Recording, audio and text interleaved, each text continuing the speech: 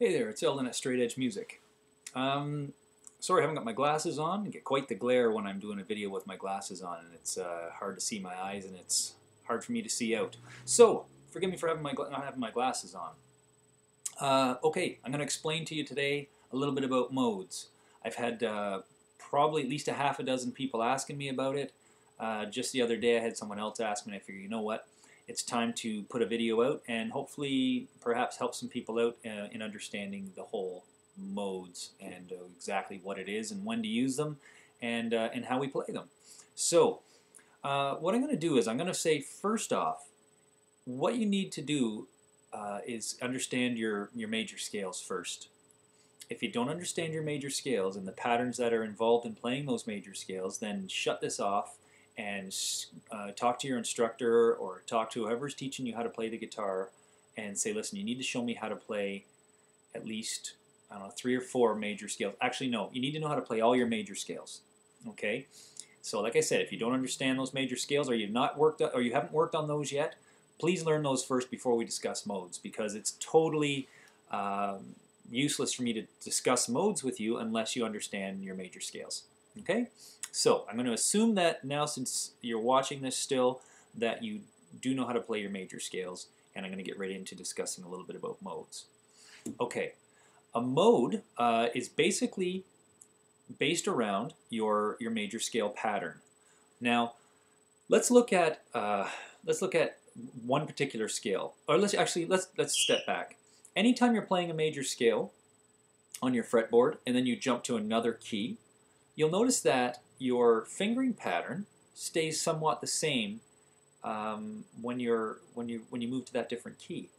It's just all a different fingering pattern, but just in a different spot on your neck. Okay, so you'll get quite comfortable recognizing the fingering pattern of your major scales, and that'll help you out in your understanding of your modes. So, not to say that there's only one way to play a major scale, but you'll recognize that your major scales do have patterns when you start to play them. So you can play them in one particular position. If you just slide it up 2 frets, then you've jumped up to your next major scale, do the exact same position, etc., etc. You'll notice those patterns are all quite repetitive. So if you were to number those positions that you're playing, so let's assume that you're playing your scale in the key of C. You're playing a C major scale. You've got your first, second, third, fourth, fifth notes of that particular scale as you go up. Now all you have to do, the major scale is known as the Ionian mode. So it's not an Ionian scale, it's a mode of that scale. Mode is just that small, it's just the mode of that particular scale is just a different starting point in which you're going to start your scale at.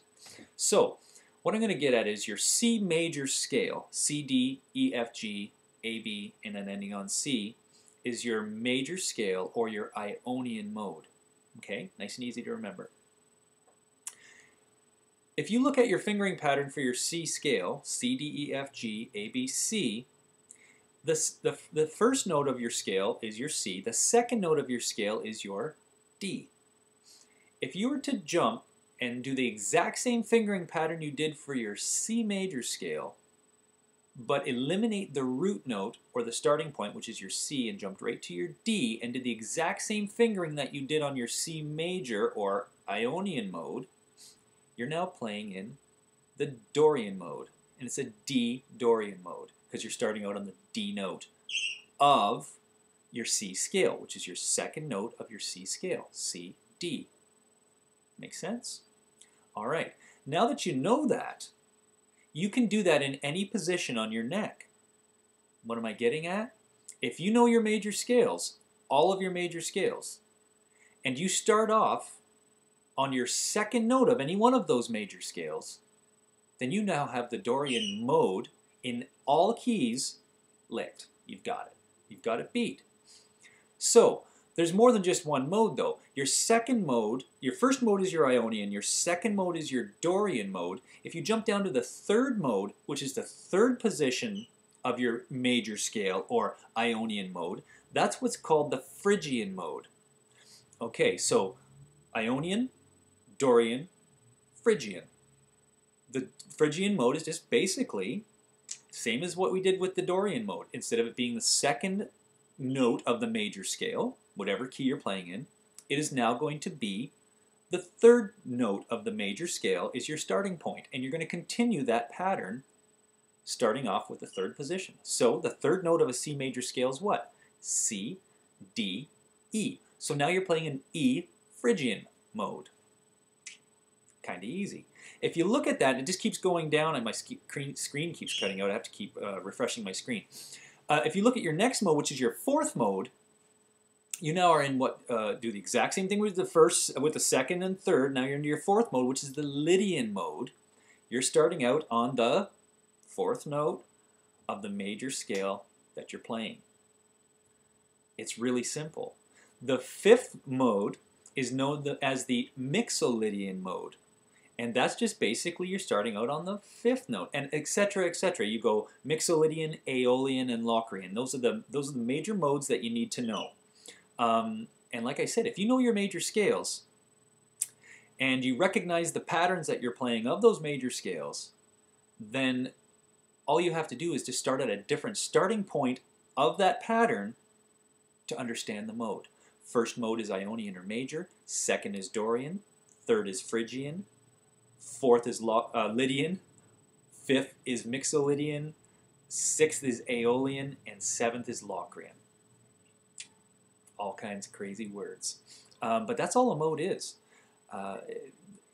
Certain modes go better with certain types of music. Like me personally, you're playing in a rock mode or a rock tune or a blues tune. I like to throw the Dorian in there a lot. To me, I just like the way I've gotten comfortable with that Dorian mode being the second mode of the major scale. This is what I've gotten comfortable with. But if you do want to get on a program to understand these modes, what I would say you do is a nice, easy place to start would be, I guess, start with G. Do a G major scale. And once you get that G major, my phone's ringing. Once you get that G major scale down,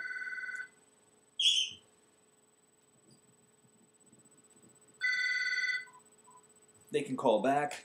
Once you get that G major scale down, all you have to do is now you just have to say, okay, G major scale, I understand the pattern, my fingers are in this pattern, you get your fingers working in that pattern, now eliminate the first finger, the first note, your root note of that G major scale.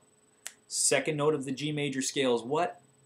A. Start on the A and work your way up and continue finishing the pattern, ending on an A on the second fret of the G string. Try it. You'll have a lot of fun with it. And get comfortable with just your second position, which is your Dorian mode. Okay? Give it a try. Hopefully this helps.